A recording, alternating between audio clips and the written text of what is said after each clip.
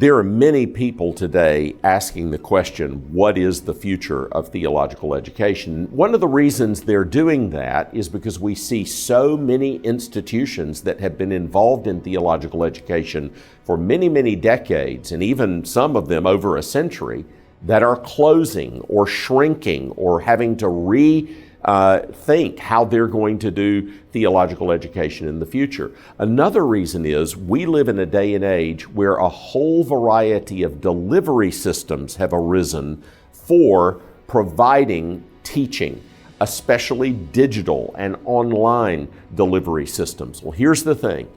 In the end, we are always going to need personal theological education, because the more personal theological education is, the better it is.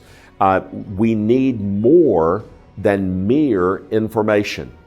We need people loving other people, teaching those people, exempling for them what the Christian life looks like and how to go about the Christian ministry in order for people to be adequately prepared for gospel ministry.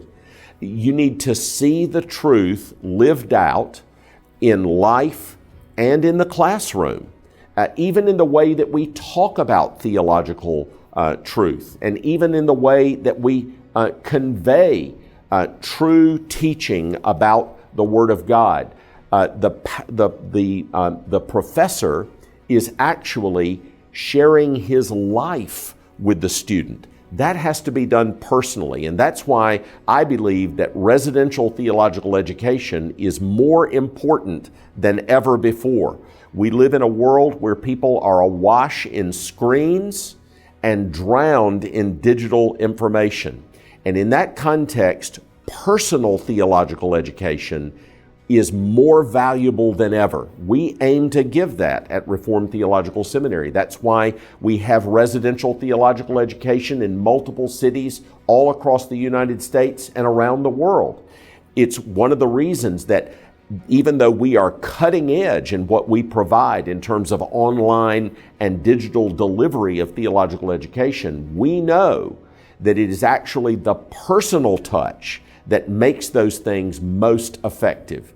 That's what we need in our day and age, an opportunity for people to share their lives with one another, to be shaped by knowing a person's character as well as their teaching, by seeing the means of grace ministered in the context of seminary in the church. This is how disciples are formed.